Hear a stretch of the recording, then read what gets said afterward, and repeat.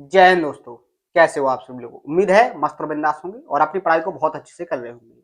अपना ये जो नया टॉपिक स्टार्ट हुआ है अरिथमेटिक्स में परसेंटेज, जिसमें मैंने लास्ट के सेशन में आपको जो अरिथमेटिक्स का सिलेबस होता है पूरे सिलेबस को डिस्कस किया था।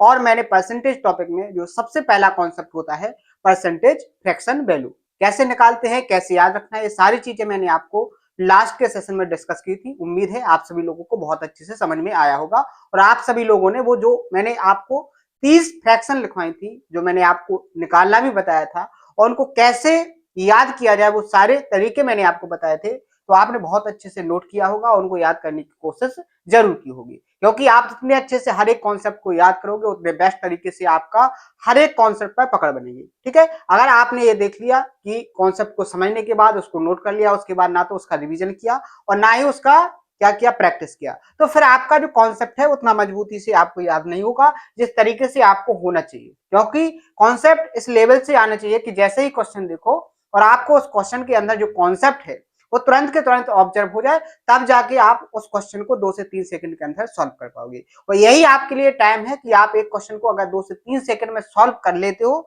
तभी जाके आपका सिलेक्शन होगा। अगर इससे ज्यादा का टाइम आपका लग रहा है तो फिर आप सिलेक्शन से बहुत ज्यादा दूर हो जाओगे। क्लियर है बात? तो प्रैक्टिस करते रहिएगा, कॉन्सेप्ट को बहुत अच्छे से सीखते रहिएगा, रिवीजन मल्टीपल टाइम होने चाहिए। इतना ही अगर आप करोगे तो बहुत फास्ट तरीके से आप क्वेश्चन को सॉल्व कर लोगे।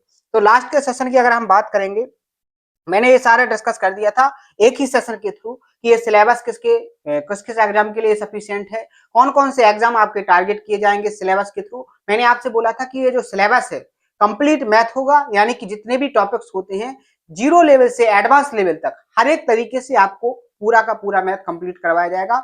हाँ, जो फिलहाल में जो वैकेंसी आने वाली है जैसे यूपीएसआई और यूपी पुलिस, उसके बाद एमपीएसआई और एमपी पुलिस, यानी 2 वैकेंसी फिलहाल में लेटेस्ट हैं जिनको टारगेट लास्ट के सेशन में रखा जाएगा।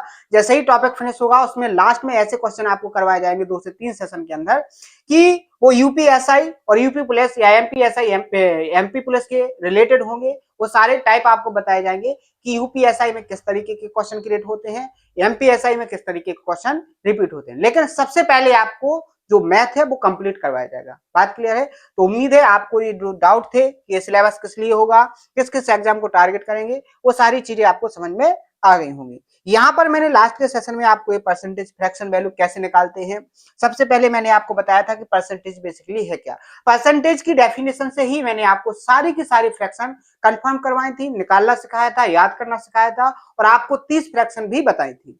और जिसको मैंने कहा था कि आपको इनको बहुत अच्छे से याद रखना है।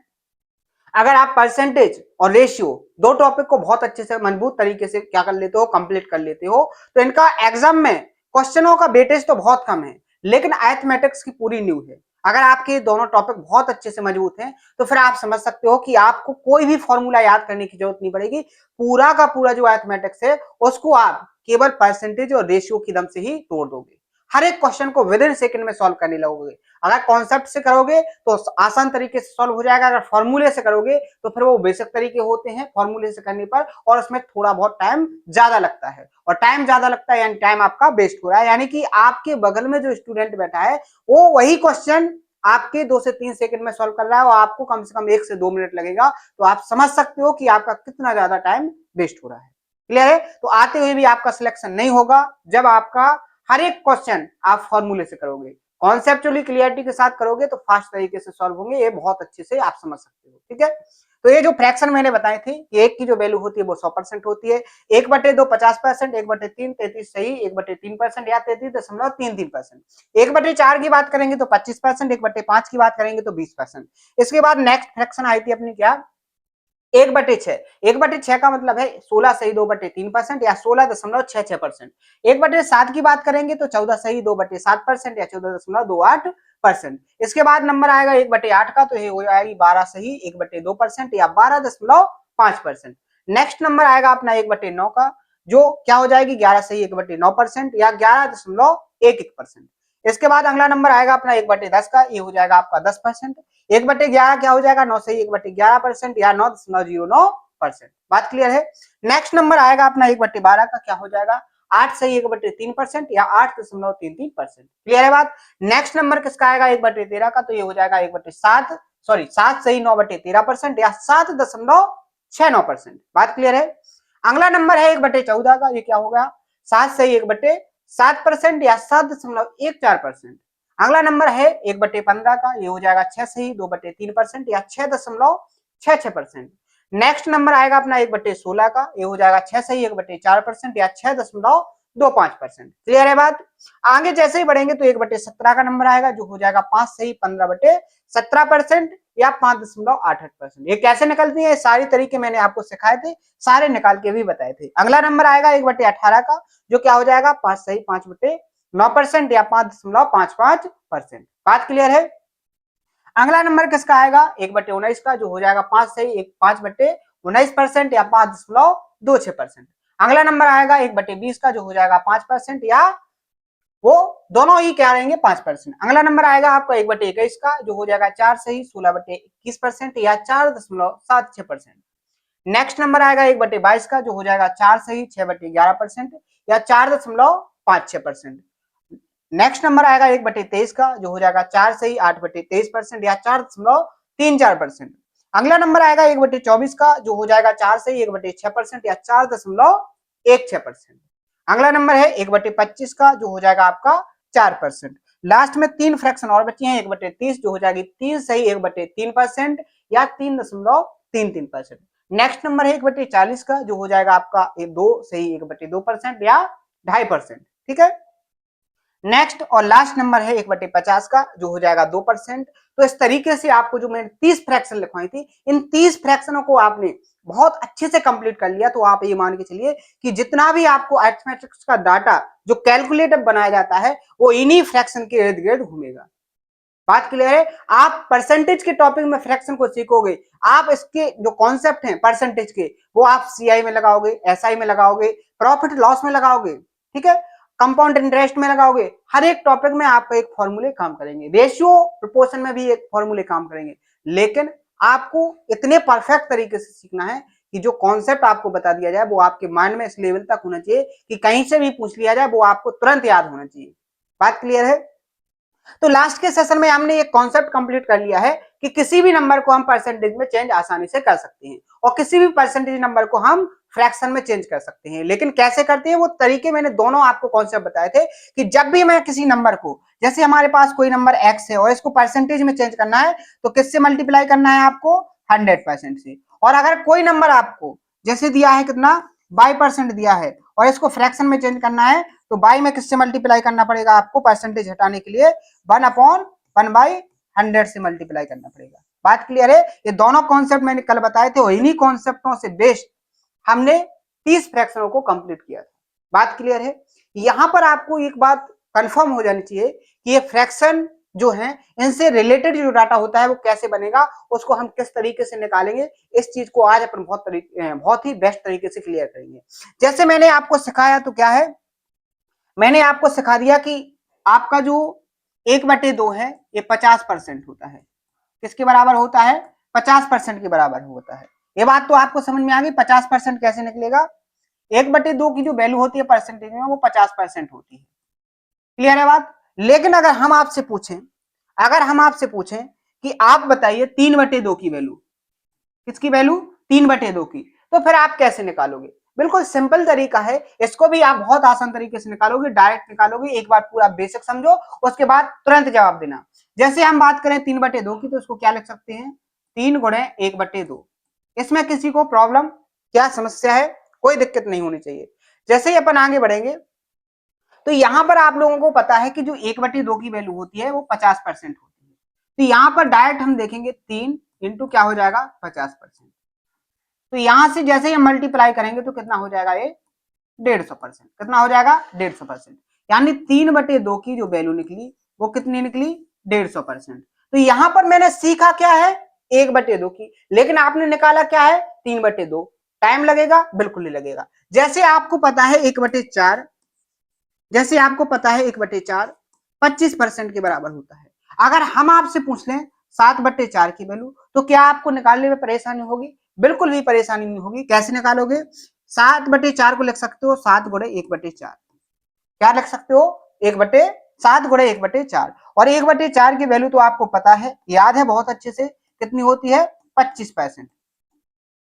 कितनी होती है 25%। जैसे ही 25 का मल्टीप्लाई 7 में करोगे तो कितना हो जाएगा 175%। यानी कि 7/4 की जो वैल्यू निकलेगी परसेंटेज में वो क्या हो जाएगी आपकी 175%। यानी दो तरीके से निकालोगे, एक तो बेसिक है कि 7/4 लिखो, इसमें 100% से मल्टीप्लाई करो, फिर यहां पर आप सॉल्व करोगे कैसे 700% को डिवाइड करोगे आप 4 से तो आपका आंसर आएगा 175%। और दूसरा ये तो है बेसिक, आपका ये बेसिक तरीका है, लेकिन हर एक जगह आप बेसिक लगाओगे तो फिर आप चाह कर भी अपने टाइम को सेव नहीं कर पाओगे, यानी अपने समय को नहीं बचा पाओगे। और एग्जाम में आपको एक एक सेकंड बहुत कीमती है, अगर एक सेकंड में आपने बचा लिया तो वो अगले क्वेश्चन में आप यूज कर सकते हो, और अगला क्वेश्चन गलत हो रहा है तो टाइम देकर उसको सही भी कर सकते हो।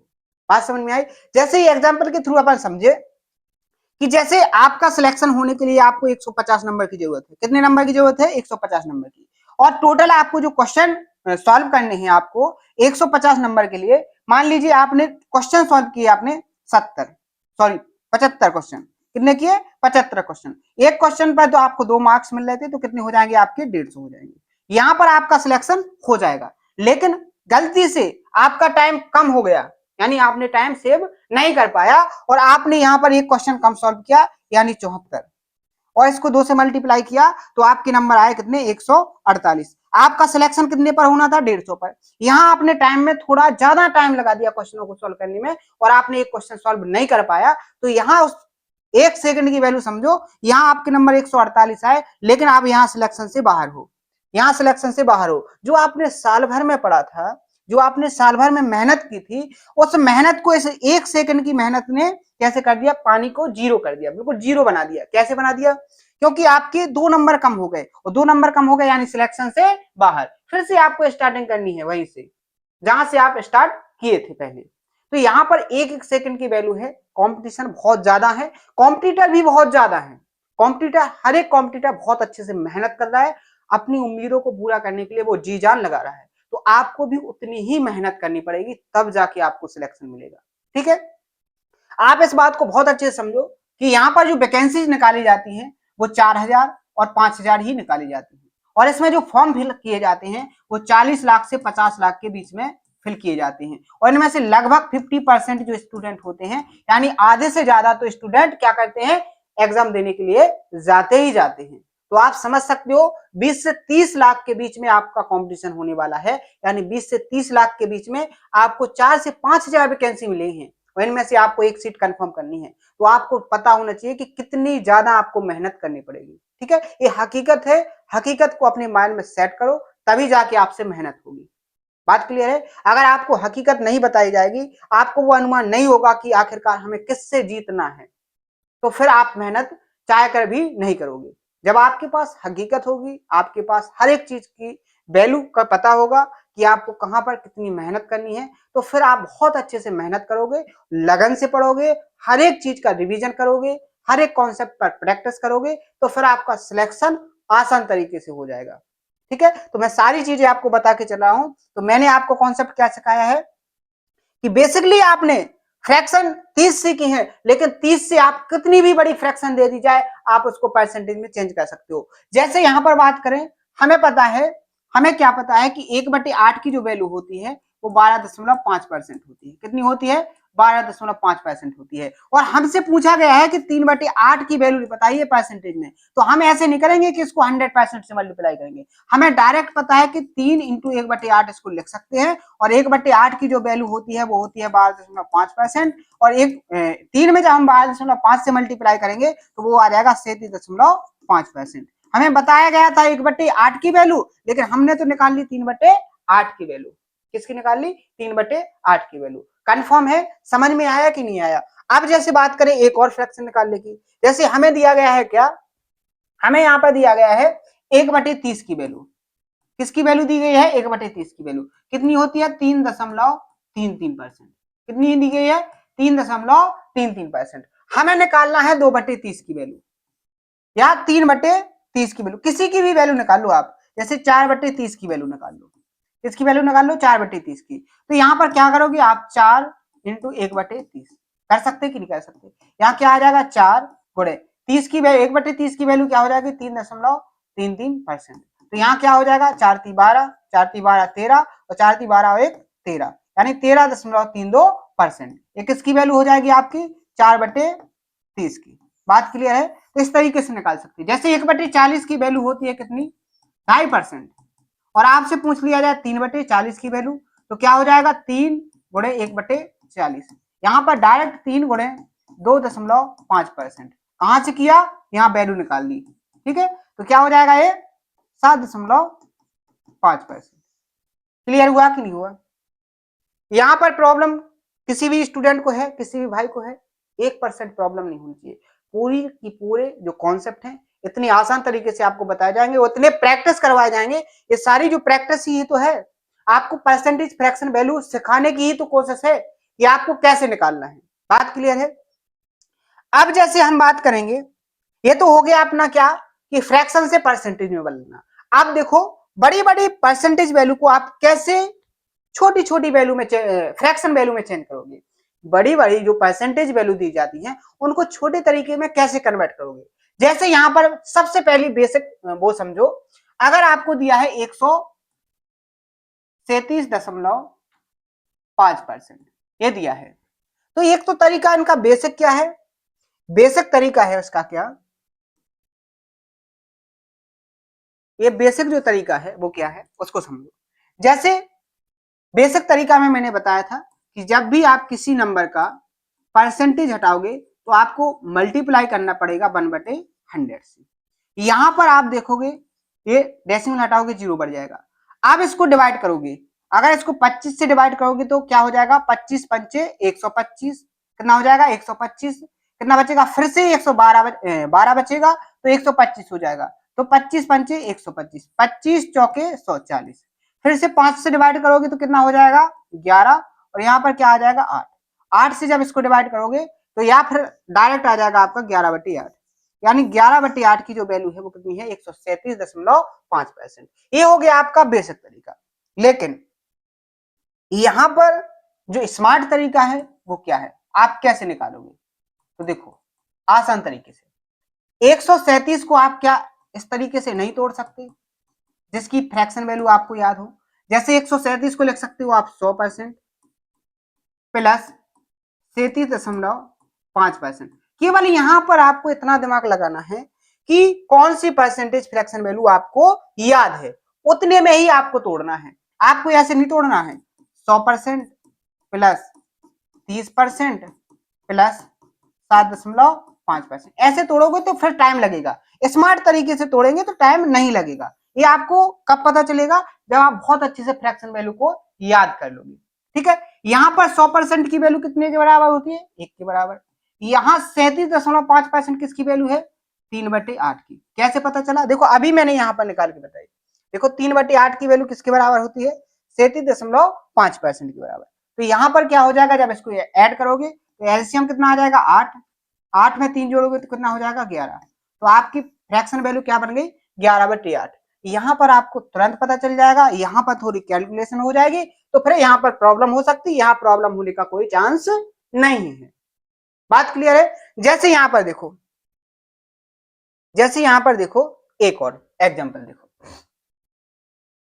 जैसे यहां पर आपको दिया है 102.5%, इसको कैसे चेंज करेंगे, तो इसको लिख सकते हैं 100% प्लस कितना हो जाएगा 2.5%, ये क्या हो जाएगा 1, 100% की वैल्यू 1 और 2.5% किसकी वैल्यू है 1/40 की। तो क्या हो जाएगा 40 एलसीएम लेंगे और 40 में 1 जोड़ेंगे तो कितना हो जाएगा 41/40, यानी ये जो फ्रैक्शन वैल्यू है ये किसकी है 102.5 की।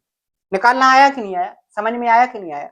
यहां पर देखो आपको एक वैल्यू दी गई है 114.28%, इसको निकालना है। तुरंत देखो कैसे तोड़ लेंगे, 100% प्लस 14.28%, 100% यानी 1, 14.28% का मतलब क्या होता है 1/7। इसको देखोगे 7 और 1 8, 8/7, ये किसकी परसेंटेज फ्रैक्शन वैल्यू हो गई 114.28% की जो फ्रैक्शन होगी वो क्या हो जाएगी 8/7। निकालना आया, कैसे निकालेंगे, बात समझ में आई, क्लियर हुआ, डाउट कि नहीं हुआ। तो दो कॉन्सेप्ट आपके क्लियर बहुत अच्छे से हो जाने चाहिए। कि हम किसी भी फ्रैक्शन को परसेंटेज में कैसे कन्वर्ट करें और किसी भी परसेंटेज वैल्यू को फ्रैक्शन में कैसे कन्वर्ट करें। दो कॉन्सेप्ट क्लियर हो गए, परसेंटेज की डेफिनेशन, परसेंटेज की दोनों कॉन्सेप्ट, परसेंटेज की जो फ्रैक्शन वैल्यू है, ये चार कॉन्सेप्ट आपके बहुत अच्छे से क्लियर हो जाने चाहिए और चारों के चारों कॉन्सेप्ट आपके माइंड में बहुत अच्छे तरीके से याद हो जाने चाहिए। इसके बाद आगे के कॉन्सेप्ट आपको समझ में आएंगे। एक कॉन्सेप्ट और सीखेंगे आज के सेशन में, फिर जाके कल के सेशन में अपन वो सारे कॉन्सेप्ट सीखेंगे जिससे एग्जाम में क्वेश्चन क्रिएट होते हैं। क्या सीखेंगे? जिससे एग्जाम में क्वेश्चन क्रिएट होते हैं। कॉन्सेप्ट क्या है उसको देखो। अपना कॉन्सेप्ट नंबर यहां पर 4, कॉन्सेप्ट नंबर 4 देखो कैसे। मेहनत से पढ़ोगे हर एक चीज समझ में आएगी, लापरवाही से पढ़ोगे आपको पढ़ाई में डिमोटिवेशन, बोरियत, फ्रस्ट्रेशन, बहुत सारी चीजें आएंगी। आपको ऐसे लगेगा सिलेक्शन होना ही नहीं है। लेकिन ये कब लगेगा? जब आप लापरवाही करोगे पढ़ने में, आप लापरवाही करोगे, जब आपके सपने आपकी आंखों में ना हो, आपके सपने केवल सपने ही हो, तब आपको बोरियत होगी। अगर लेकिन आपके सपने हकीकत में कन्वर्ट करना है तो उसके लिए बहुत ज्यादा मेहनत करनी पड़ती है। हर एक तरीके को मेहनत में ढाल लो, जितना भी आपके पास टाइम निकले, किसी भी टाइम में अपने आप को फ्री ना रखो। ये सबसे पहला रूल रखो अपने जीवन में। अगर आपको लाइफ में बहुत आगे जाना है, अगर बड़ी सफलता को पाना है आपको, तो अपने आप को कभी फ्री मत रखो। किसी ना किसी काम में उसको हमेशा लगा के रखो। अगर आप किसी ना किसी काम में खुद को लगा के रखोगे तो आपको बहुत सारी ऐसी चीजें मिलेगी जिससे आप आगे अपने आप को बढ़ा सकते हो। और अगर आपने अपने आप को फ्री रखा तो आपको इतनी सारी चीजें मिलेगी जो आपकी जो सफलता है उससे क्या करेंगी, साइड में करेंगी। आपको आपको हर एक तरफ से ये बताया जाएगा कि आप उसको करने लायक नहीं हो, आप उसको करने के लायक नहीं हो, क्योंकि आपके आसपास जो लोग हैं, जो आपके आसपास का जो वातावरण है, वो इस तरीके से क्रिएट हो गया है कि कोई आगे ना बढ़े, कोई आगे ना बढ़े। इस तरीके की जो आपके आसपास की चीजें हैं वो होती हैं। तो उस चीजों से बचना है, अपने आप को किसी ना किसी काम में लगाए रहो।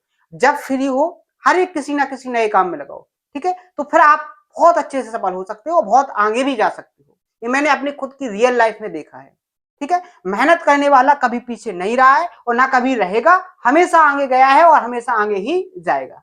लेकिन लापरवाही करने वाला और यहां वहां घूमने वाला कभी भी किसी भी चीज में आगे नहीं बढ़ा है और ना वो कभी बढ़ेगा। ये बहुत रियल बात है, हकीकत बात है और नेचुरली ये फैक्ट भी है, ठीक है? आप किसी भी एग्जाम्पल को उठा के देख लें, हर एक एग्जाम्पल में आपको यही नजर आएगा। जो उसका लास्ट का एनालिसिस निकलेगा उसका यही निकलेगा कि आप अपने आप को किसी ना किसी काम में लगाओ, ठीक है? अब बढ़ते हैं अपन अपने कॉन्सेप्ट पर। कॉन्सेप्ट क्या है?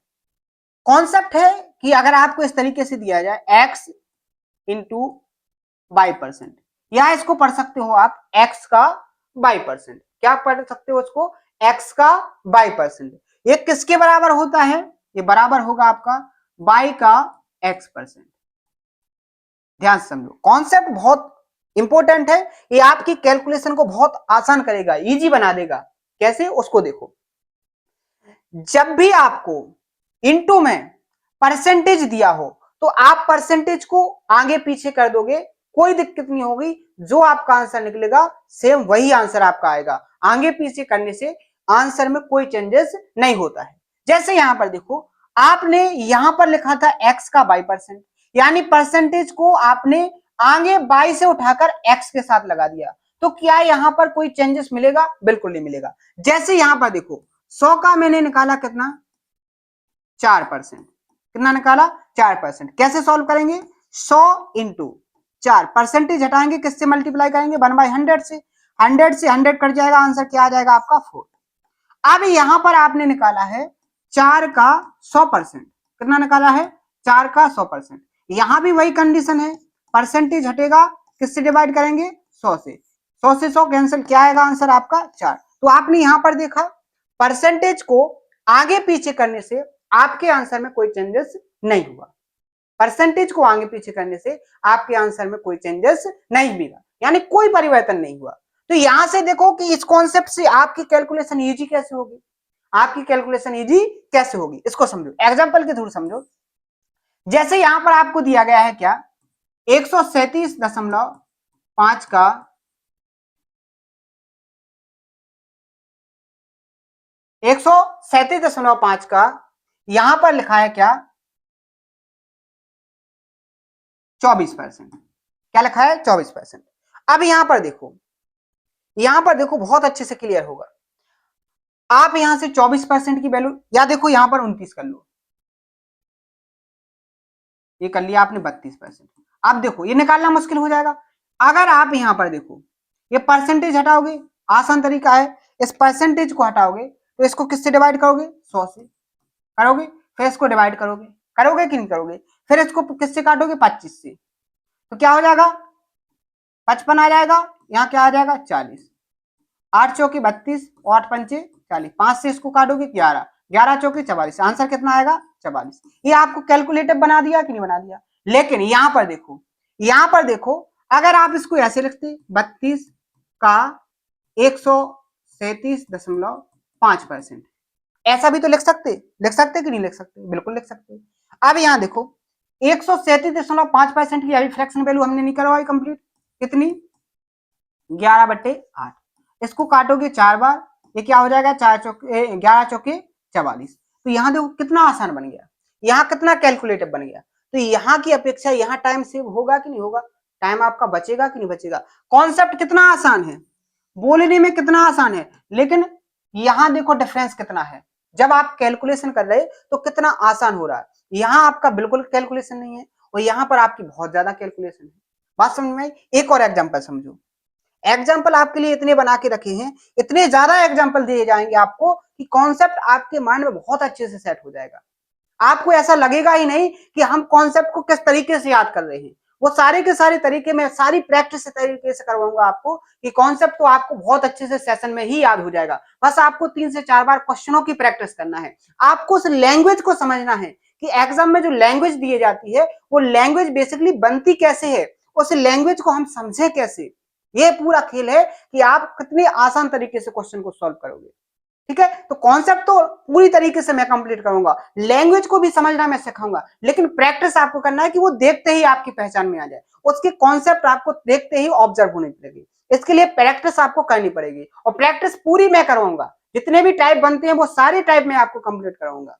आपको कुछ भी सर्च करने की जरूरत नहीं है, आपको केवल प्रैक्टिस करने की जरूरत है।